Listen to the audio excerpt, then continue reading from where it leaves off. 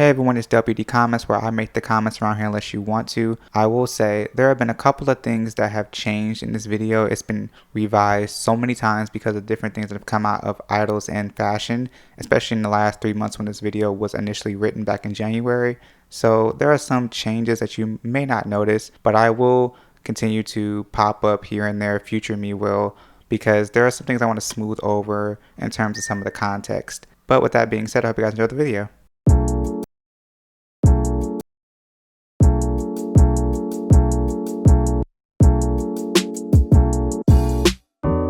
It took a while for this video to exist, and now it has a reason to.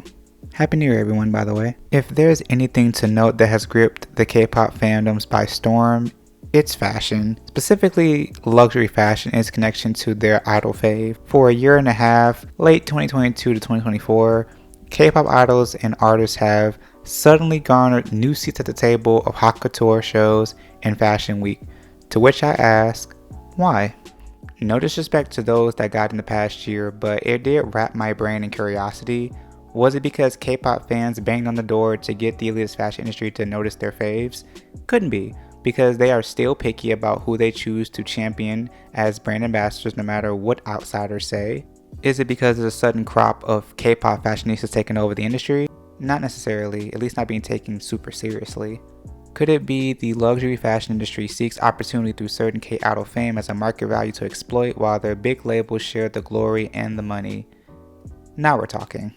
I started writing this script as Paris Fashion Week had just wrapped up and started recording this roughly around the time after a couple of appearances at Milan Fashion Week had started, as well as some of when Shonu appeared at New York Fashion Week as his debut at Kimmy J. Suddenly it sparked the video idea in my head all over again. It seems like in very recent years, suddenly idols who have never spoken about wanting to be heavy involved in the fashion industry own ambassadorships. To name a few idols appointed: ENHYPEN with Prada, aespa with Givenchy, DK of 17 with Bali, TXT with Dior, Felix with LV, Hyunjin with Versace, all of the New Jeans members with various brands, and so on and so forth. This list is longer and way more dense than anyone realizes, and while I'm certainly not a gatekeeper or anybody in the fashion business to gatekeep, I keep tabs outside of idols on fashion. Essentially what I want to display here is K-pop's relationship to the fashion industry.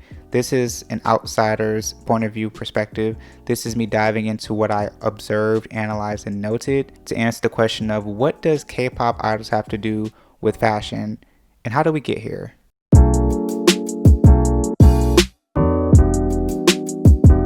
I think it's obvious fashion itself has been a component of K-pop since the early forefathers Sao Teji and Boys stepped in, taking their inspiration from hip-hop culture. There were no shortages of visual inspiration like Master P, Naughty by Nature, Tupac, etc. The early 90s looks among the hip-hop scene included the baggy silhouette, overalls, white tees, chains, and Timberlands, etc. However, the acts throughout K-pop generations later would follow suit with Western trends. If it wasn't obvious because of how technology was back then, some trends arrived on Korean shores somewhat later than when they were actually peaking. Yet, not everyone was dressed the exact same. You had idol groups like HOT who seemed a bit more campy, crayon colors. The next they're in cloaks with edgier hairstyles, almost dare I say taking a page out of the visual K aesthetic in Japan. Hold on to that. Noticeably, through first and second gen, there was an intentional look to Japan for inspiration. If there was anything K-pop took on from Japan, it was fashion. The tables have turned since then in J-pop, but that's another conversation. K-pop became known for either taking interest in Western fashion trends or giving into Japan's fashion influence.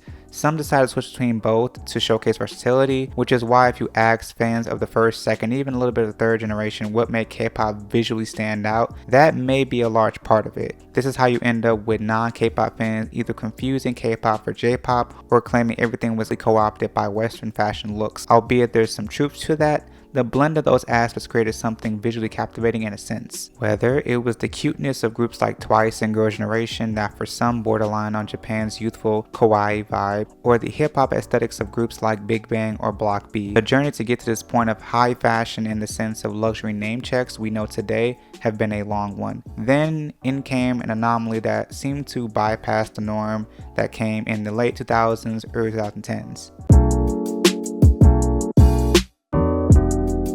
If you're a newer K-pop fan, this will go over your head, but most older fans agree YG is the source of the desire of exclusivity of the luxury brand. Keep in mind, luxury brands are called that because of the status/social capital and private access to the best of the best quality and craftsmanship. Sounds familiar?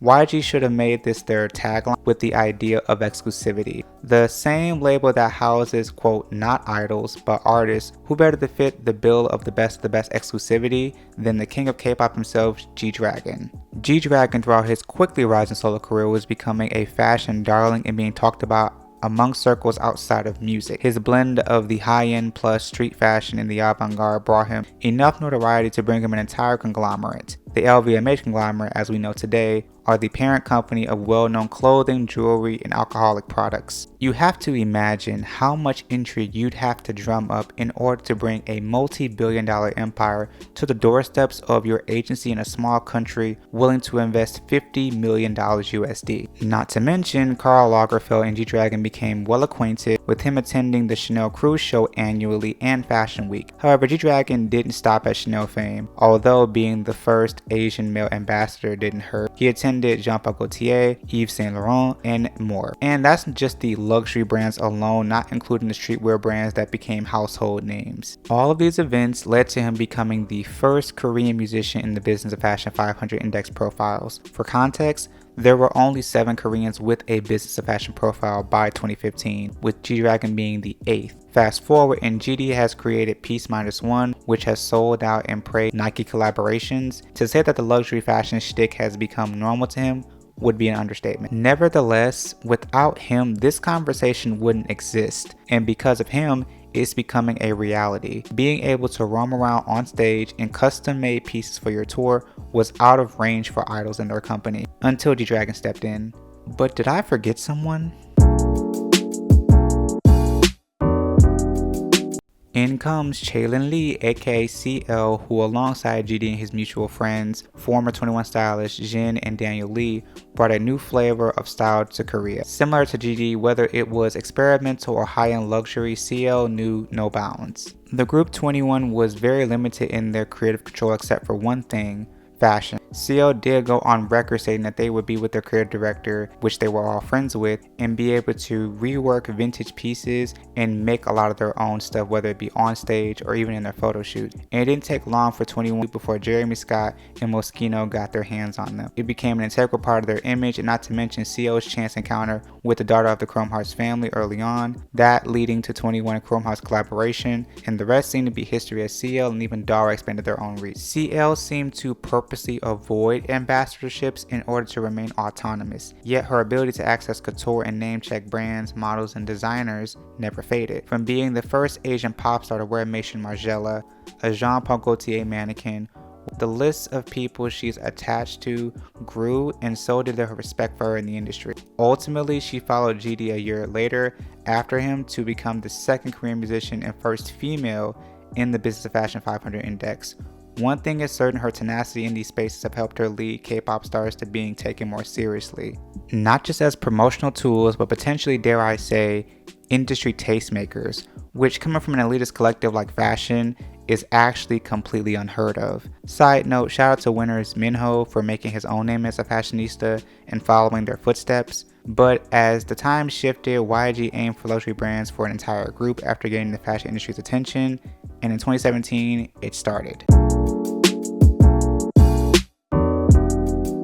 Blackpink, despite their big name, have been treated like a black sheep. I think we're all acquainted with Blackpink's interest in the fashion world at this point. In order came Jennie, Rosé, Lisa, and then Jisoo, taking on one luxury brand plus a jewelry brand. While it was evident this was a classic move of YG in order to move them into fashion as planned, the years of being involved in fashion as muses and models led to a double-edged sword. Being ambassadors of some of the most established French luxury brands was unheard of for a collective group, effortlessly keeping them ahead of the game as visible faces outside of music. Yet at the same time, the more YG put them on hiatus, the more the term IG model and social media influencers became a big jab at the women of Blackpink. What fans and non-fans failed to realize was the long game being played and the game-changing nature of this tactic. In the wake of the years downplaying Blackpink's skill set or music quality by different fandoms, what surprised people was just how larger than life they became being fashionistas.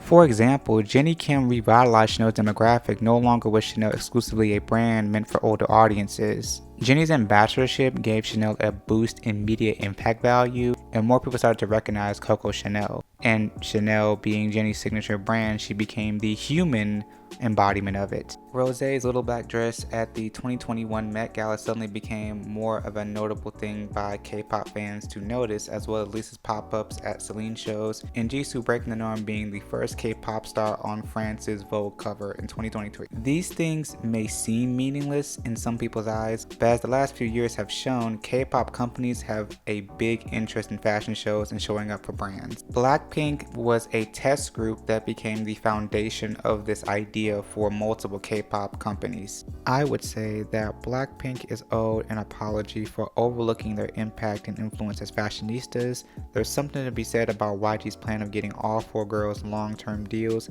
and keeping them busy between comebacks, because now the money and notoriety comes while just breathing.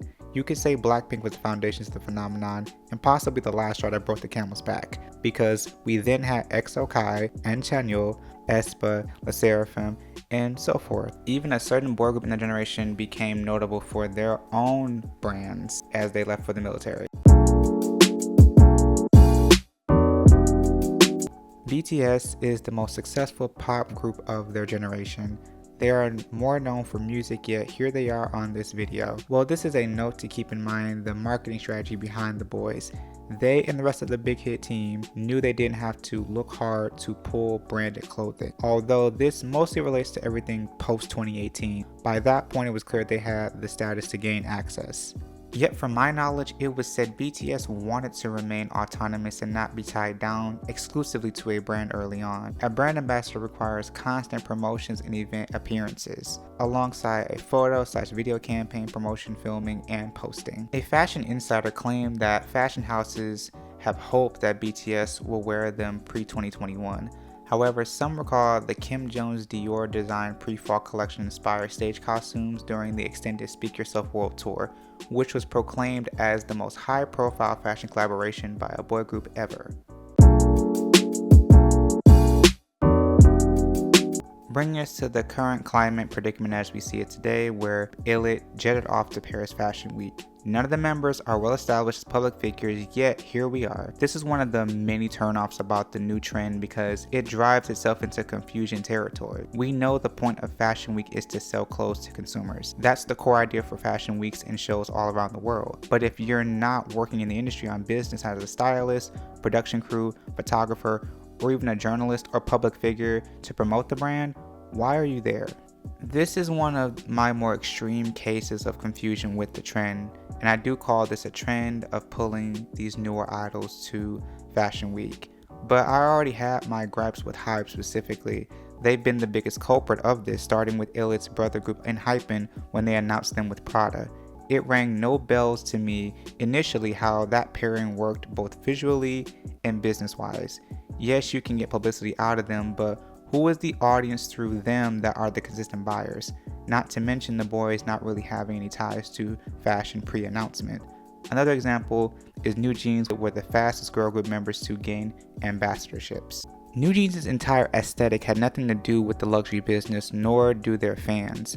The biggest winners of this was obviously the luxury brands drumming up publicity from younger viewers on social media. Research has shown that China, South Korea, and Japan are of the top luxury buying countries. These countries have multiple notable amounts of idol fans. The idea is fans with the buying power will consume these brands despite the price, which brings them a step closer to their celeb. But how much of those demographics actually exist can afford that? Not to mention, are they giving notes to their stylists on the costuming or styling based on what they saw from the show in their upcoming comeback? As of now, there are a plethora of brand attachments to the point where many chronically online fans are consistently looking for validation of their K-pop idol faves with being an ambassador. A word that if you asked a K-pop fan 7 years ago what that was, they'd be dumbfounded. This is actually where my true opinion comes into play. I find seeing idols at Fashion Week as a plus and a question mark. I've had fun seeing things like Johnny from NCT, Jennie of Blackpink, CL of 21, and Rose of Blackpink in recent years turning heads at Met Gala. Jeno of NCT and Shonu of Monsta X on a catwalk is interesting. I'm not necessarily sure how invested these groups are in this fashion scene. At times it reminds me when BTS were attending that Variety Hitmakers party and the boys were visibly wanting to go home. They're there because of the job, not exactly because they want to be there per se. I personally wouldn't have thrown ENHYPEN, Stray Kids, New Jeans, etc. into a luxury brand originally. Yet this just comes with the territory. Not to make any blanket statements that no idols are interested in fashion. That is clearly not accurate at all. But the current era of idols are in a new circle of mainstream limelight that has not been explored before by previous generations. We'll just have to wait and see, but a truth I will speak is you can tell who's wearing the brand without any conscious understanding of it versus who is embodying it, who knows and wears the brand versus who's being worn by the brand.